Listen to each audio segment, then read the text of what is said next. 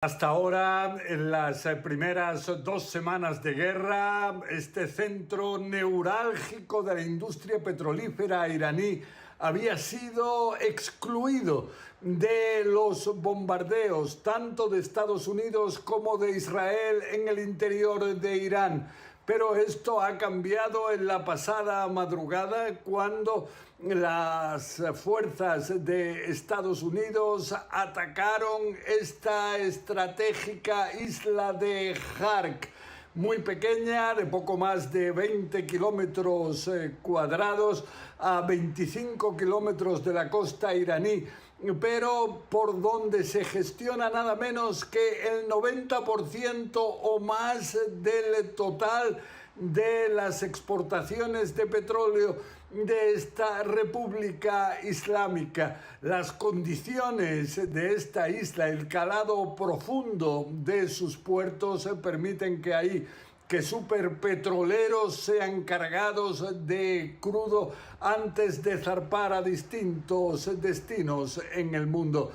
Pero ahora lo que asegura Donald Trump es que logró aniquilar la presencia militar, todas las instalaciones militares del ejército iraní en esta isla. Lo que él dice también es que por decencia se abstuvo de atacar las instalaciones relacionadas con la industria petrolífera, algo que también es confirmado por las autoridades iraníes, pero estas autoridades están ahora culpando muy especialmente a los Emiratos Árabes Unidos de haber sido el territorio desde el cual fueron lanzados los misiles que llevaron al ataque contra esta estratégica isla. Ahora vemos que en Irán se advierte también a la población en estos Emiratos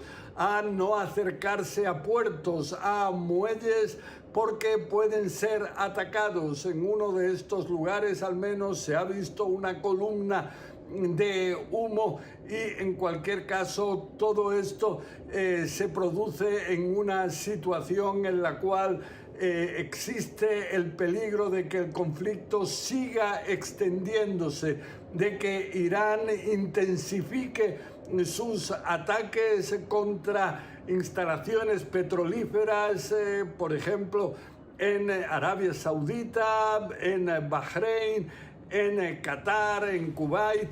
En cualquier caso, una realidad muy sensible donde ahora Donald Trump asegura que podría también verse dañada la infraestructura petrolífera en esta isla si Irán continúa bloqueando el paso por el estratégico estrecho de Hormuz, por el que pasa una quinta parte del petróleo y del gas natural a nivel global. Y esto está llevando ahora a Donald Trump a intentar formar una coalición de distintos países que puedan escoltar en semanas futuras a las naves que intenten cruzar este estrecho de Hormuz. Él asegura que se puede llegar a una coalición donde también estén presentes países clave como pueden ser China, el Reino Unido, Francia, Corea del Sur, Japón.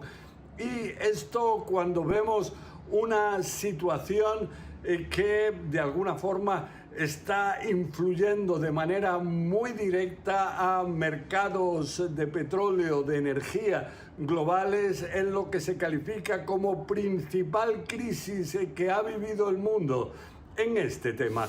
We're just in the area of Dahya in southern Beirut, and you can see there's so much destruction here.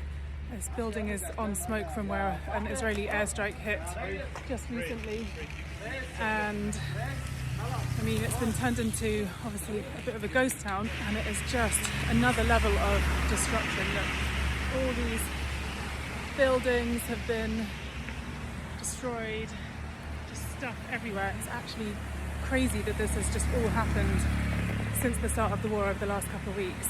There are still people coming in and out. I mean, it's largely been turned into a ghost town, but There are people, I guess, who are having to come back to collect their stuff, or who have other reasons for coming back here.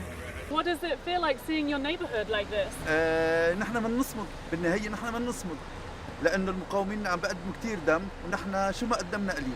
This area is known as a Hezbollah stronghold, and the IDF is saying that there are command centres here that they've been targeting, as well as financial institutions, and they really have been pounding this whole area. Israel struck multiple oil depots across Tehran last weekend. They say these sites are fueling Iran's military, but the strikes are also spreading polluted air across the city, and it's made worse by these mountains that trap toxic fumes in the region. Environmental and legal experts told us that Israeli military planners would or should have known that targeting oil facilities right next to a city of millions would have a catastrophic impact on human health and daily life. So we began analysing these strikes and their consequences using public data and imagery. Getting air quality data is difficult due to the communications blackout, but various monitoring platforms show a huge surge in pollution in Tehran on March 7th, around the same time as the strikes on oil depots. The pollution level later drops as the pollutants settle, but experts say the health risks remain high. This is the southern Tehran oil depot. Millions of people across the city rely on it for power. 2 days after the strikes, the depot looked like this. Fires are still burning. The Conflict and Environment Observatory told us this black smoke indicates high levels of black carbon, which can cause respiratory disorders. This blackened ground is likely spilled oil, which could seep into the soil and contaminate crops and water supplies, they said. You can even see it from NASA's satellites, smoke from this same oil depot stretching for miles and reaching other nearby towns. We saw similar black smoke and oil spills at Shahran oil depot in the north and Abvertencia in the northeast of Tehran. Environmental experts say this pollution mixes with chemicals released by other bombed buildings in the city, forming what they describe as a cocktail of pollutants. The Israeli military have publicly stated their objective in targeting these oil depots to incapacitate the Iranian military. But the question under international humanitarian law is whether it is disproportionate to the harm inflicted on civilians and the environment.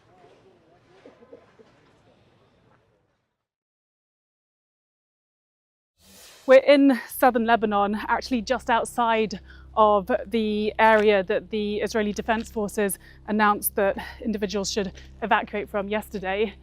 But you can see this building here was struck pretty hard. We're told that it was a yogurt factory by the neighbours here. What we know is that 9 people were killed in this strike, including 5 children. You can see up here, there's school books, a children's rucksack. We're told that the children were playing just on the outskirts of the property here. The children's bodies were told are in pieces and are going to take a while to identify the DNA. We're told by the IDF that they are targeting Hezbollah infrastructure, and obviously we don't know in this scenario if that's the case, but we do know that this area that was struck was pretty huge just in this one little village, and enough to kill 9 people in one strike. Karg Island is essentially one of the most sensitive economic targets in Iran. It has gone relatively untouched, and experts have said that part of the reason could be the fact that if President Trump was to bomb any of these oil facilities, about 90% of the crude oil exports go through Karg Island, that could actually surge the already surging oil prices, make them even more expensive. However, President Trump saying that he'd hit several military assets, but not the actual oil facilities, but then tying it directly to the Strait of Hormuz. They are trying to essentially strong-arm Iran right now. They are showing them the military force they have and using this as a threat to lord over Iran because they don't want them going after those ships. They need the passageway of the Strait of Hormuz. Do you have intelligence or any information about this report that the Russians are providing Iran with intelligence, specifically providing Iran with intelligence on where American troops are, where American assets are, so that the Iranians can strike and kill Americans? First of all, Russia gave drones already, these Shaheeds, They are using Iranian licenses, that they built and produced a lot of drones. They gave them.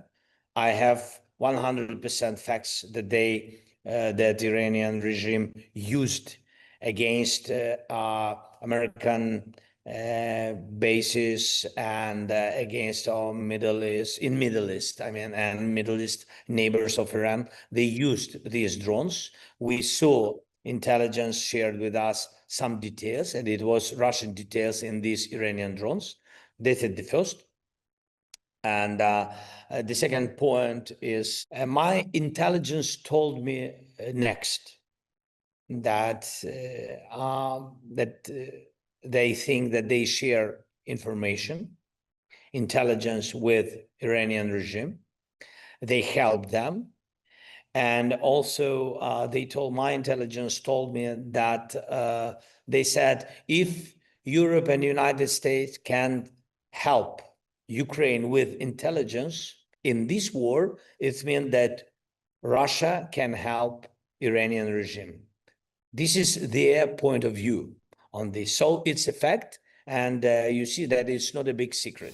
What began as mystery attacks on regime checkpoints inside Iran this week is now emerging as a new Israeli tactic in this war. Using drones, the Israeli military has been targeting checkpoints it says are manned by the paramilitary Basij volunteer forces in Tehran and other areas, as you can see in this video released by the IDF. People inside the country have been telling us how these checkpoints have been used as a major tool of suppression, the regime using them to control the population and stamp out any sign of dissent. Every time you go outside, even just to go to the market, you see machine guns and heavy guns on the streets. Everyone is afraid of the checkpoints. It's hard for us to get a full picture of what is happening on the ground in Iran, but testimony and video that we have been getting from inside the country suggests that this new phase of the war is in full swing right now. Before, there was a checkpoint every 1 or 2 kilometers. Now the number of checkpoints is much less and the distances are longer. And video like this appears to show a checkpoint set up under a bridge, maybe to evade the drones. Israeli Prime Minister Benjamin Netanyahu says these attacks are aimed at creating the, quote, conditions on the ground for Iranians to remove the regime, telling them that moment is approaching. What we've been hearing from Iranians inside is that they just don't see that moment coming soon. They describe being trapped between two hells, the U.S. and Israeli strikes on one hand, and on the other, the increased regime repression, a real atmosphere of fear taking hold.